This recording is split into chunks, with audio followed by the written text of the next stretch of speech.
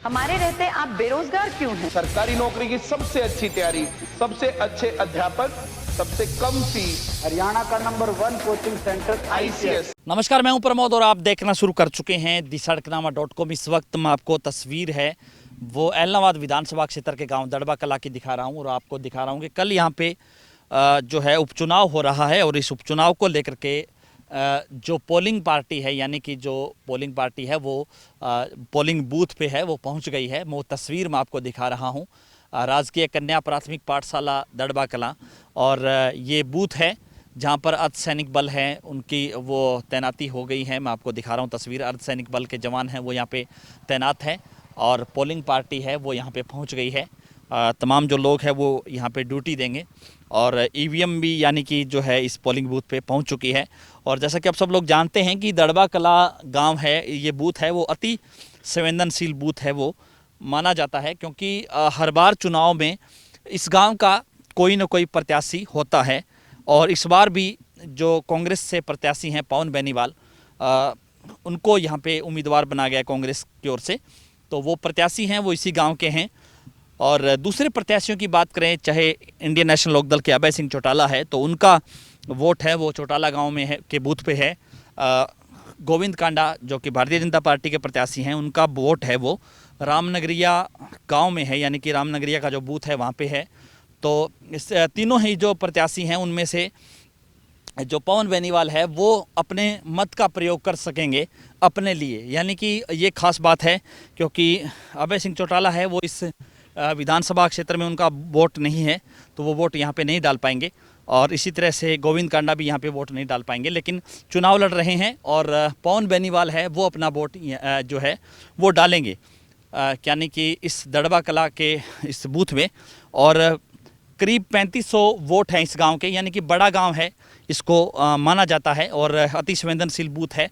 पिछली बार भी जब चुनाव हुआ तो यहाँ के प्रत्याशी 2 प्रत्याशी थे इस गांव के, चाहे कांग्रेस से भरत सिंह बेनीवाल की बात करें, भारतीय जनता पार्टी से पवन बेनीवाल है वो चुनावी मैदान में थे। और उससे पहले के चुनाव की बात करें तो भी जो है चाहे हम आपको बता दें कि कांग्रेस की ओर से भी जो है जहाँ रमेश भादु को उम्मीदवार बनाया गया, वहीं उस वक्त भी जो यहाँ के उम्मीदवार थे, तो सीधे तौर पे हम ये कह सकते हैं कि दड़बा गांव जो बड़ा गांव है और यहाँ का कोई न कोई प्रत्याशी होता है। और इससे पहले क्योंकि विद्या बेनीवाल है, जब दड़बा कला हल्का होता था, विद्या बेनीवाल भी इसी गांव की हैं जो 2 बार जो है यहाँ से विधायक रही दड़बा कला से।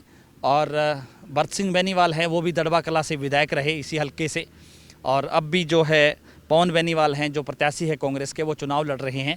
मैं आपको तस्वीर दिखा रहा हूं कि अर्धसैनिक बल है वो यहाँ पे तैनात हैं और जो पोलिंग जो बूथ है यानी कि पोलिंग पार्टी है वो यहाँ पे पहुँच गई है। और कल जो है यहाँ पे वोट डाले जाएंगे, यानी कि मतदान यहाँ पे कल सुबह जो है शुरू हो जाएगा और देर शाम तक जो है वोट है वो डाले जाएंगे कल जो है स्कूलों में, क्योंकि ऐलनाबाद विधानसभा क्षेत्र का जो ये इलाका है यहाँ पे सरकारी अवकाश रहेगा, खास करके स्कूलों में जो कर्मचारी हैं या ऑफिस हैं वो बंद रहेंगे। यहाँ पे सरकारी अवकाश है उसकी घोषणा की गई है और अलग अलग जो है पोलिंग जो स्टेशन जो बनाए गए हैं वहाँ पे मतदान है वो सुबह से ही शुरू हो जाएगा। लेकिन ये जो बूथ है ये अति संवेदनशील बूथ है इसको कहा जाता है, क्योंकि इस गांव में बड़ा गांव है ये और यहाँ के कोई न कोई प्रत्याशी होता है, जो हमने आपको पहले बताया। इस बार भी जो है पवन बेनीवाल हैं कांग्रेस से प्रत्याशी हैं, उनका भी ये गांव है, पैतृक गांव है और यहाँ इस पोलिंग बूथ पर वो वोट भी डालेंगे। मैं आपको दिखा रहा हूँ कि किस तरह से जो है पुलिस के जो जवान हैं वो यहाँ पे तैनात हैं, अर्धसैनिक बल के जवान हैं वो भी यहाँ पे तैनात हैं। पोलिंग पार्टी जो है वो यहाँ पे पहुँच गई है और चुनाव अधिकारी हैं वो भी लगातार यहाँ पे, क्योंकि बार बार जो है विजिट भी कर रहे हैं। कल सुबह से यहाँ पे जो है चुनाव है वो शुरू हो जाएगा और क्योंकि पूरी तरह से इस चुनाव को संपन्न करवाने के लिए, यानी कि शांतिपूर्ण तरीके से संपन्न करवाने के लिए चुनाव के अधिकारी हैं वो भी लगातार गांव इस पोलिंग बूथ्स हैं वहाँ पे चेक कर रहे हैं, किस तरह की व्यवस्थाएं हैं वो चेक की जा रही है। और जो है यहाँ पे जो है कल सुबह से जो है वोटिंग है वो शुरू होगी। मैं आपको दिखा रहा हूँ कि चुनाव आयोग जो है चुनाव की तरफ से जो ड्यूटी मजिस्ट्रेट हैं वो भी यहाँ पे चेक कर रहे हैं, और सेक्टर मजिस्ट्रेट है वो भी देख रेख कर रहे हैं। यहाँ पे अर्धसैनिक बल है, उनकी तैनाती है वो हो रही है, और क्योंकि यहाँ पे जो बूथ है वो यहाँ पे बनाए गए हैं, कल जो है सुबह से ही यहाँ पे मतदान है वो शुरू हो जाएगा। राजकीय कन्या प्राथमिक पाठशाला है दड़बा कलां की ये, और पूरी तरह से यानी कि सीधे तौर पे ये कह सकते हैं कि सतर्कता जो है बढ़ती यहाँ पे जा रही है। यहाँ पे उपचुनाव हो रहा है, और इस उपचुनाव को लेकर के कल जो है यहाँ पे मतदान है वो होगा। उसको लेकर के सभी पोलिंग पार्टियां हैं वो जो है अपने अपने सेंटर पे पहुंच गई हैं।